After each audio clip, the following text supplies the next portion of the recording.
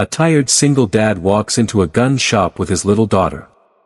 His clothes look cheap and worn. Other customers laugh at him.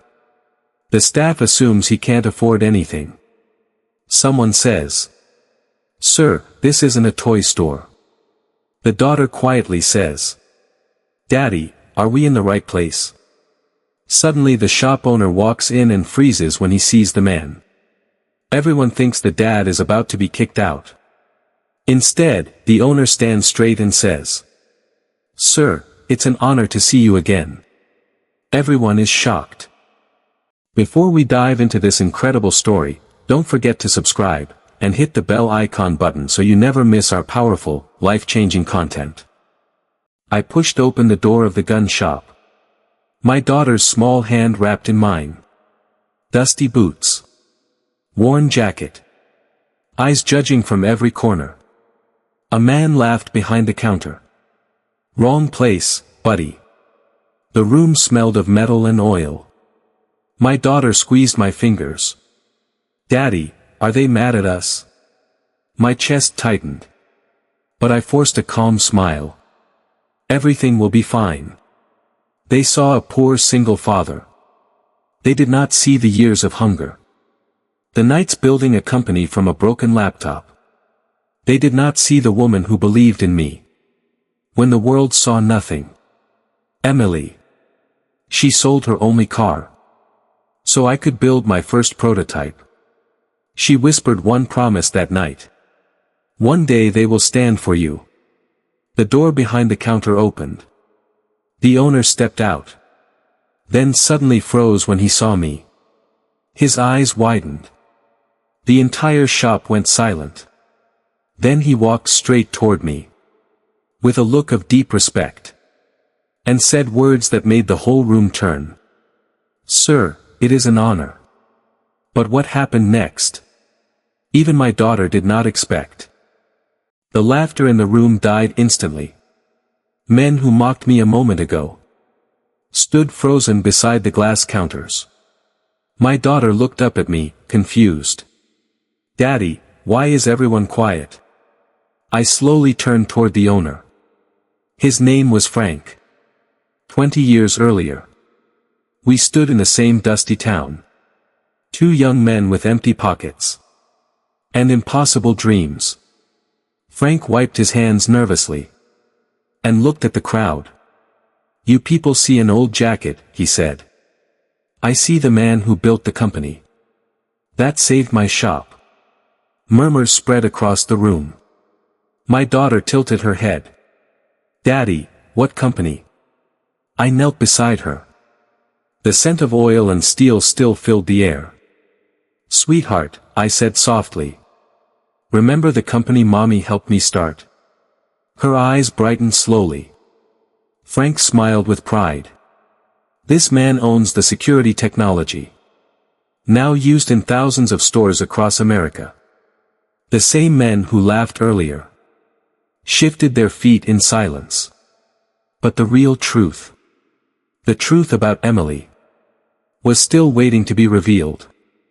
And in that moment, my daughter asked the one question that made my heart stop. "Daddy, if Mommy helped build everything, why is she not here with us today?"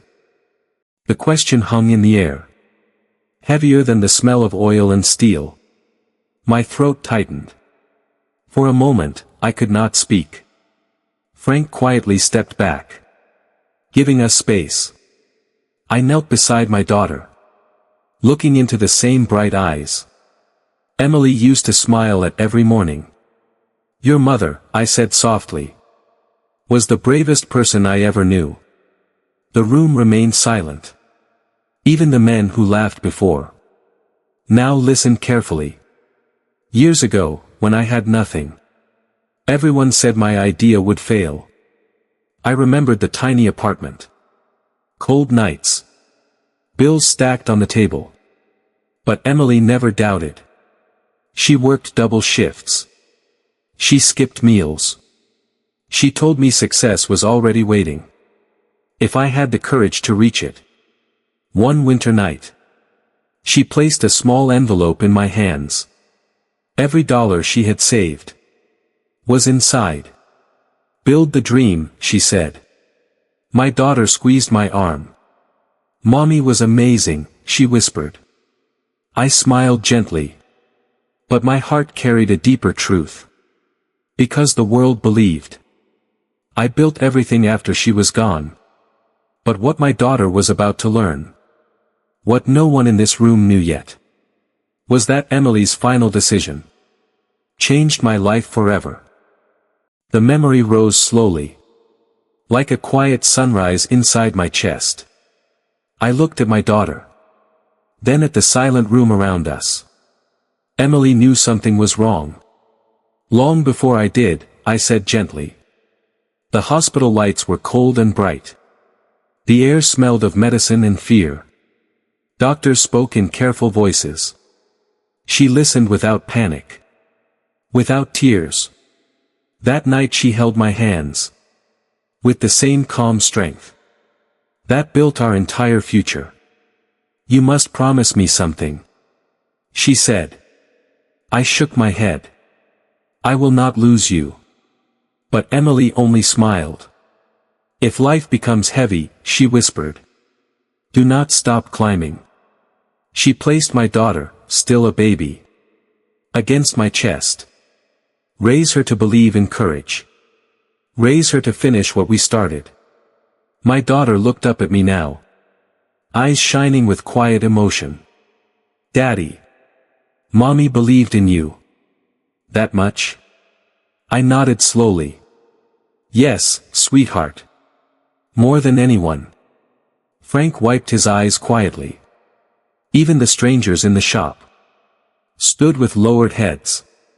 But the part of Emily's story that changed everything. The moment that turned pain into the beginning of a billion-dollar dream was the promise I made.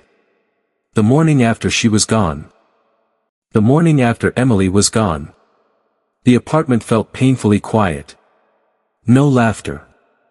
No warm coffee brewing in the kitchen. Only the soft breathing of my baby girl, sleeping in a small crib beside the window. Gray winter light slipped through the curtains. It touched the stack of unpaid bills, still sitting on the old wooden table. For a moment, the weight of everything crushed my chest. I was a widowed father. A broken dreamer. A man with nothing but an idea. And a promise to a woman who believed in me. I picked up my daughter gently. She opened her tiny eyes and wrapped her fingers around mine. That small touch felt stronger than fear. I walked to the desk, where my old laptop waited. The screen flickered weakly, like it was fighting to stay alive. Just like me. I remembered Emily's voice, clear and steady in my mind. "If life becomes heavy, do not stop climbing." So I opened the design file again. Hour after hour. Day after day. I built the system that Emily believed could change lives. Security technology. Simple enough for small stores. Powerful enough for big companies. Weeks passed. Then months.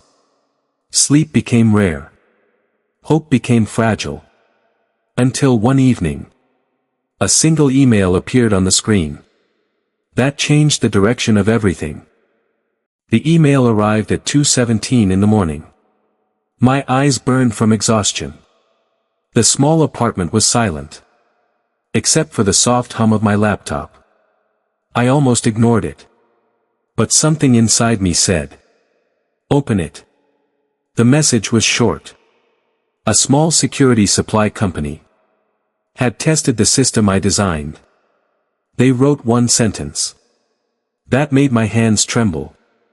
This could change the industry. For the first time in months, hope returned like fresh air. I worked harder than ever. Days blended into nights. Coffee replaced sleep. Determination replaced fear. Soon that small company placed the first order. Then another company called. Then another. Slowly, the idea Emily believed in began to grow beyond anything I imagined. A tiny office became a real workspace. One employee became 10. 10 became hundreds. Years passed. Our technology protected stores, banks, and businesses across the country.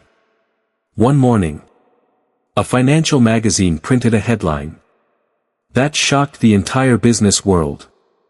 The article called me the youngest self-made billionaire in security technology. But when I read those words, I did not feel pride. I only remembered Emily's promise. One day they will stand for you. And standing there in the gun shop now, watching the same people who once laughed lower their eyes with respect, I realized something even more powerful was about to happen next. The shop remained silent. No one laughed anymore. No one whispered. My daughter held my hand tightly, looking up at me with quiet pride. Frank placed the handgun box gently on the counter. But I slowly pushed it back. I did not come here to buy respect, I said softly. The men who mocked me earlier looked down at the floor. I came here, I continued, to teach my daughter something important. I knelt beside her again. The same dusty boots. The same worn jacket. But a heart filled with gratitude. Sweetheart, I said. People will judge what they see first. Clothes. Money. Success. She listened carefully. But real success, I told her, is built long before the world notices. I looked around the room. It is built through sacrifice. Through courage.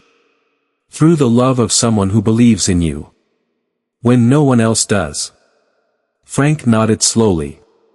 And in that quiet moment, I felt Emily's promise finally come true. People who once laughed now stood in respect. Because the greatest victory in life is not becoming a billionaire. The greatest victory is becoming the person someone believed you could be. And that lesson is worth more than any fortune.